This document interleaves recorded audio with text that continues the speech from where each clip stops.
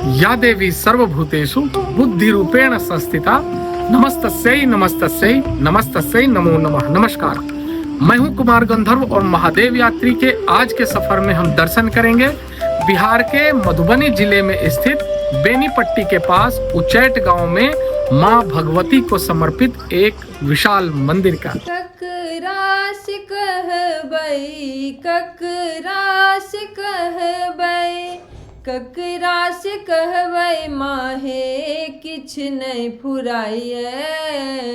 दौड़ू दौड़ू आहे जननी डूबल नाव जाइए। दौड़ू दौड़ू आहे जननी केलौं जतने मुदा नाव अछि फूटल। केलौं जतने मुदा नाव अछि फूटल। पार किना करबै पतवार टूटल। पार किना करबै पतवार टूटल। बीच भंवर में बीच भंवर में नैया डगमग करैये। दौड़ू दौड़ू आहे जननी डूबल नाव जाइए। दौड़ू दौड़ू आहे जननी। यह मिथिला क्षेत्र का एक प्रमुख शक्तिपीठ है जो पौराणिक महान कवि कालिदास से जुड़ाव के लिए प्रसिद्ध है और माना जाता है कि त्रेता युग में भगवान श्री राम यहाँ मां का दर्शन किए थे। इस शक्तिपीठ पर काले शिलाखंड पर देवी भगवती की मूर्ति बनी हुई है। यहाँ मां सिंह पर कमल के आसन पर विराजमान है। भगवती का सिर्फ कंधे तक का हिस्सा ही नजर आता है। सिर नहीं होने के कारण इन्हें छिन्नमस्तिका के नाम से भी जाना जाता है। माना जाता है कि यहाँ मां छिन्नमस्तिका का प्रादुर्भाव स्वयं ही हुआ है और लोक मान्यता के अनुसार यहाँ जो भक्त आते हैं उनकी मनोकामना मां अवश्य पूरा करती हैं। इसलिए इन्हें दुर्गा के नवम रूप सिद्धिदात्री और कामना पूर्ति के रूप में भी लोग पूजते हैं। इस क्षेत्र में घना जंगल होने की वजह से इन्हें वन दुर्गा भी कहा जाता है। भगवती के मंदिर के पास ही एक शमशान है जहां आज भी तंत्र साधना की जाती है। मंदिर परिसर में प्रवेश करते ही एक दिव्य अलौकिक शक्ति का आभास होने लगता है। यहाँ आज भी लोग दूर दूर से तंत्र विद्या की साधना करने आते हैं। मंदिर के अंदर काले रंग के पत्थर की बनी लगभग 2.5 फीट ऊंची प्रतिमा बहुत ही आकर्षक है। भगवती के हाथों में शंख, चक्र, गदा और कमल सुशोभित है और पैरों के पास मछली की आकृति उकेरी गई है। मां भगवती का यह स्थान सिद्धपीठ, विद्यापीठ और शक्तिपीठ है। स्थानीय लोगों का कहना है कि मां के पैरों में जो चक्र है उसे स्पर्श कर जो कामना कहें मां अवश्य पूरा करती हैं।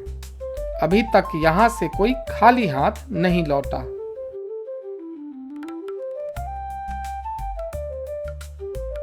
यह स्थान पौराणिक महान कवि कालिदास से जुड़ाव के लिए भी प्रसिद्ध है। लोक मान्यता के अनुसार जब रानी विदोतमा ने कालिदास को ठुकराया तब वहां से आकर कालिदास एक गुरुकुल में रहने लगे और वहां रसोइया का काम करते थे। वहां के लोग कालिदास को मूर्ख कलिया के नाम से बुलाते थे। चारों साइड नदी है, थुमानी नदी है, कमला से आई हुई है ये नदी। आपके संस्कृत विद्यालय जो है नदी के किनारे में था। वहाँ से नित्य प्रतिदिन एक विद्यार्थी आकर के भगवती को सांझ बत्ती किया करते थे। सावन भादव का महीना था, जल से पूरा जलमग्न हो गया। दिन रात बारिश हो रही थी। गुरुजी बोले कि आज कौन जाएगा भगवती को सांझ बत्ती देने के लिए। तो कालिदास का नाम पहले कलिया था, तो ये कलिया बोला कि आज हम जाएंगे भगवती को सांझ बत्ती देने के लिए।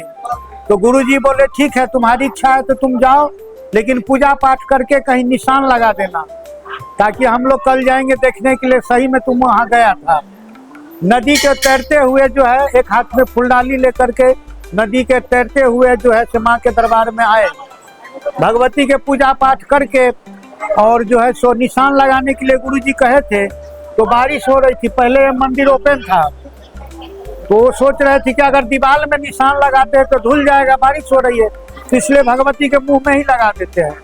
तो जब लगाने के लिए भगवती को चेष्टा कर रहे थे कालिक, तो भगवती विराजमान हो गई। बोले मांगो क्या मांग वरदान मांगते हो? तो बोला मैया हमको धन दौलत कुछ नहीं चाहिए, सिर्फ बुद्धि और ज्ञान चाहिए। तो बोला ठीक है, जाओ रात में भर में जितना ग्रंथावली है पुस्तकालय में, जिसको तुम एक बार छू दोगे पूरे के पूरे कंठस्थ हो जाएगा। जब यहाँ से गए कलिया, तो जब वहाँ पहुँचे विद्यालय में तो सब लोग सो गए थे, अपना खाना वाना खा करके सो गए।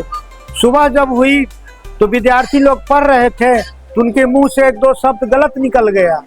तो ये संस्कृत में जवाब देते हैं अशुद्धम किं वक्तव्यम, मैंने 2-4 बार बोले कि अशुद्धम किं वक्तव्यम। तो विद्यार्थी लोग बोला कि गुरुजी देखिए नहीं क्या बोल रहा है कलिया।